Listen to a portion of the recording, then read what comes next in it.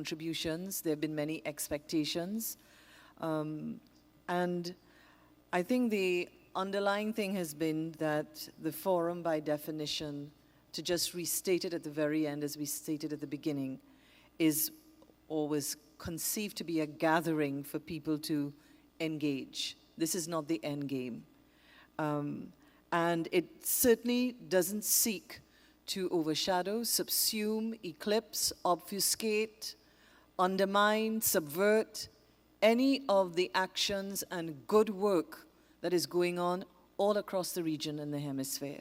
But it certainly is saying that it's a number of people, including people who've worked in the system, has said that what they found interesting about this forum was the fact that it was ambitious in its aim to try and bring so many different sectors and elements, not meaning elements in a objective manner, but in terms of thinking and ideology and contributions, and has been very tolerant of it as well. I have a few blows on my back, you know, as those are my battle scars from this session. So without further ado, I just want to continue to urge people, everyone who's been here, thank you so much, and it's not my role to say thank you, but I would say thank you anyway. A compilation of a summary of all of the discussions which the rapporteurs have been working on all during the 3 days are being compiled. They will be put on the website. They will be shared with all of the persons and other relevant stakeholders that may have not been here but are very integral and important to the conversation on the future of the Caribbean. And that includes people in the private sector, et cetera, et cetera. There'll be the forum mailing list. They'll be collating all of the video contributions and putting them on the website. So that is a function of aggregating the content from this very important 3 days that we have spent together. That's very tangible and very tactile. On that note, I'd like to ask Professor Clem Sankat, is he in the room? Yeah, Prof. So that you can, you get to take the hot baton from here, you and Minister Dukaran, on where we go and some sentiments about how we felt we went over the last couple of days.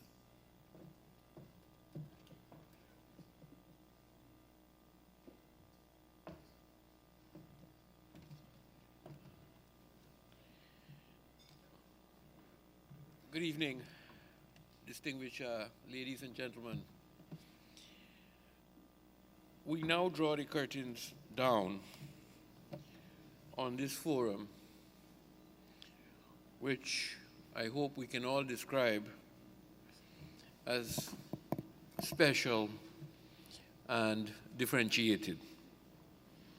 This forum, so it took many of us out of our comfort zones, including some of the discussions just now, was a very important event for the countries of our Caribbean, the wider Caribbean, and by extension, the Western Hemisphere and the Global South. The beauty of this forum has been that all of us have come to this conference in a way as students. We have come with the belief that we all have something to learn from each other and that we all have something to contribute to the future of our region. I was pleased to see at St. Augustine, and it looks like a long time ago, on Tuesday, many young people contributing to the discussions.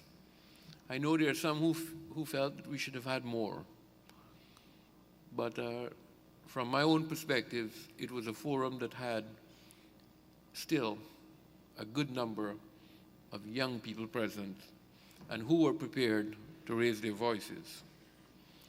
I was also pleased with the diversity of our presenters. We had persons not only from across the English-speaking Caribbean, but the French and Spanish-speaking Caribbean. We also had Dutch also. We also had persons from places like Argentina, Paris, Malta, Canada, among many other places. The questions and comments from the floor and from the audience were always thought-provoking, sometimes even unsettling. But this is the type of discussion and discourse we need to have at this juncture in our history as we try to seek the way forward for our region. It was Antonio Prada who said on the first day, we need disruptive thinking for a disruptive age. This forum has made it clear that we need to find a way to accelerate Caribbean convergence. We have heard from you that as individual countries, we are all too small to succeed in today's world. What we heard was based on several technical assessments that noted that our private and public sectors would be more efficient if we considered them unified. We've also heard that institutional redundancies have become characteristic of a region when considered as a whole. Many of these can be rationalized if we are capable of finding a path that accelerates Caribbean convergence. Moreover, when we add to these facts an analysis of our Caribbeanness, we see a unanimous clamor. We've heard a unanimous clamor for faster integration. Yet the actions that we need to execute to accelerate this process just take too long, or sometimes are never implemented. I hear you clearly expressing your frustration for lack of action at the national and regional levels. In fact, over the past 3 days, we have been reminded that we appear to be comfortable with business as usual and that our institutions are stuck. You clearly told us that you wanted action, and you wanted such action now. Let me say, I share in your frustrations.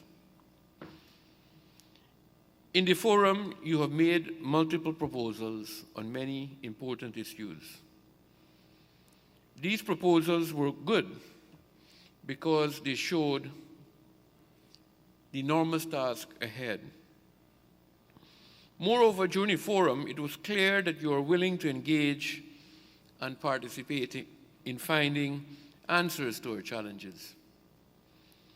You were trying to be the solution to some of our problems. But I confess that a brief analysis of these proposals show the enormous challenges that we as a region must address together. We, and I mean me, you, and all the partners involved, we need time to digest and think about everything that was said in the last 3 days so that we can agree on the most practical ways to move action.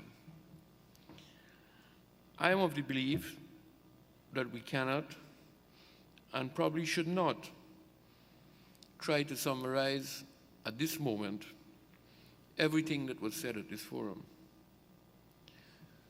We did, however, identify about 5 broad themes that have been repeated throughout. And I know you may have different perspectives here, but we had to find some common ground in this matter. These themes appear to resonate strongly, and I wish to present them to you. First, we need a clearer long-term vision of where we are going as a region. This will shape the intermediary milestones that we need in order to meet the expectations of Caribbean people, our people, all of us. Secondly, we realize that we are part of a process in motion. What we heard about yesterday, a multiplex world, some used up to this evening, a multipolar world. One that requires coordinated response within a broadened Caribbean space, and as we heard just now, new forms of diplomacy. Thirdly, and this came out from the floor, mainly from the floor, youth unemployment requires a regional, multifaceted approach that includes a focus on education, poverty reduction, and wealth creation, as well as a strong emphasis on entrepreneurship. Let me say, we need also to develop the talent of our youth. Talent development, absolutely important to move them forward. Fourthly, we need a regional disaster prevention, emergency support, and reconstruction facility. The ability to deal with natural disasters, climate change, etc. As we have learned in this forum, we are exposed to natural disasters, but we are not properly prepared to deal with them. Moreover, we also learned from our Honorable Minister Dukaran that these natural disasters are not the exception. Rather, they are the norm of the region when we consider ourselves as one. And finally, I just said 5 broad themes. We have heard, and this morning this was very, very clear and apparent, that policy has to be driven by knowledge, data generation, and by research. And we must invest in these. We must create the capacity for this. These broad themes give some summary of what was presented. But you and I need more than this. As I confessed to you before, we truly need time to digest and understand the implications of concrete proposals that should come out of our disruptive thinking sessions over the last few days. The steering committee behind this forum, and there are several partners, will meet in 2 weeks to define a work program. And let me say, the steering committee has been meeting very regularly to prepare for this forum, which I said, from my own perspectives,